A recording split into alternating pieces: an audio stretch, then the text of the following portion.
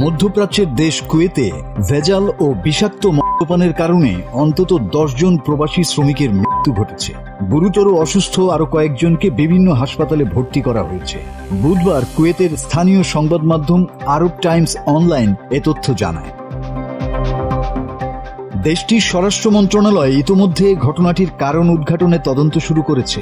মন্ত্রণালয়ের এক কর্মকর্তা জানিয়েছেন, নিহতরা সবাই প্রবাসী এবং তারা ওই অঞ্চলের বিভিন্ন প্রতিষ্ঠানে কর্মরত ছিলেন। তবে তাদের নাগরিকত্বের বিষয়ে এখনো কোনো তথ্য প্রকাশ করা হয়নি।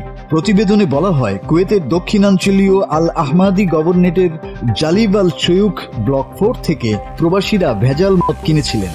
স্থানীয় নিরাপত্তা সূত্রের তথ্য অনুযায়ী প্রাথমিক তদন্তে বিষাক্ত মদ্যপানের ফলেই এই প্রাণহানির ঘটনা ঘটেছে বলে ধারণা করা হচ্ছে।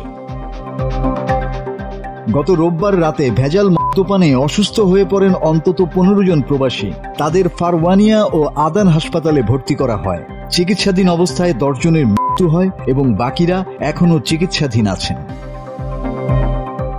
মাসুদ হাসান, বাংলা টিভি।